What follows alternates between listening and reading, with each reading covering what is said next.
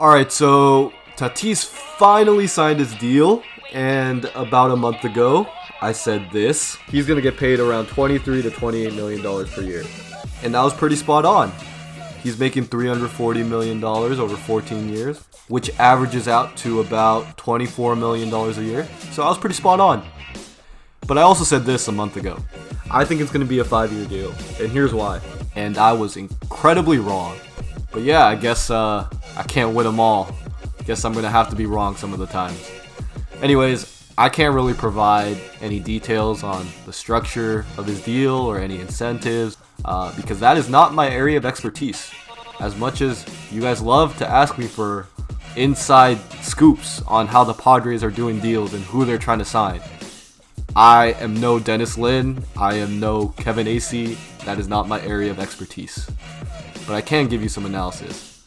I can compare Tatis's deal to two other shortstops that I think you guys might find fascinating. The first guy we can look at is one of the most infamous players in MLB history. He's quite polarizing. Some people hate him, some people love him, and his name is Alex Rodriguez. Back in 2000, he was still a shortstop, and he signed a 10-year contract for $252 million with the Texas Rangers before the Rangers shipped him off to New York to the Yankees a couple years later. And for some reason, by the way, you guys think I'm a Yankees fan because my name is Yankee Sam 11. I am not a Yankees fan. Yankee Sam 11 is like a reference to like Uncle Sam. I thought you guys were smart enough and big brain enough to understand that, but apparently you guys don't. But anyways, I am not a Yankees fan. Although if you are, that's dope. I support you, man. They're definitely a cool franchise to root for, and you guys definitely have a lot of fun. But back to the topic.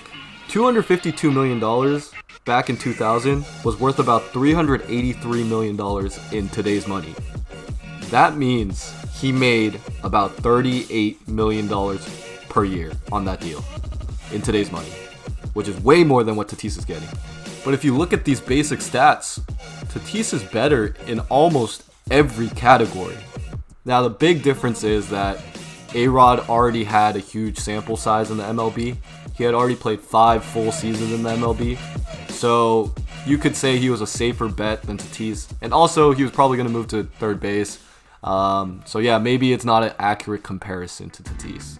But all that aside, Tatis's contract looks very, very favorable to the Padres. Especially when you look at the most expensive shortstop contract in MLB history that went to another Yankee that goes by the name of Derek Jeter.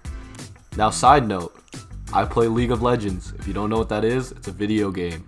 I started playing around the time that Derek Jeter got his 3000th hit, and so my username is actually the Captain DJ3K. If you ever want to play League of Legends and you want to carry me through ranked, add me on League of Legends. Now back to the topic at hand. If we look at his stats, again, they are not quite what Tatis's stats are. Tatis put up way better stats before he signed his contract than Derek Jeter. But again, Derek Jeter had the advantage of having way more experience in the MLB. He too had 5 full seasons in the MLB before he signed this contract. I just realized I forgot to mention how big his contract was. But he received a $189 million contract over 10 years, which if you adjust for inflation and put that in 2021 dollars, it equates to $279 million, which is about $28 million a year. So, although Jeter put up weaker stats than Tatis, I think his consistency played a huge role in the large contract that he received. He had already proven to be a consistent, all-time great. And in doing so, he received a contract that is greater than what Tatis's contract is currently. So, let's put this all together. Let's put Jeter in respect to Rodriguez, in respect to Tatis Jr. A-Rod and Jeter received larger contracts than Fernando Tatis because, well, I think it was because of consistency. They had already proven to be elite players. And Tatis, yes, he has proven to be elite in my eyes. But he's also only played 2 seasons. There's a chance maybe he just slumps and becomes terrible. There is a chance, guys. There is a chance. Is it likely? Probably not, but there is a chance. A-Rod was 24 years old when he signed. Derek Jeter was 26. Fernando Tatis is 21.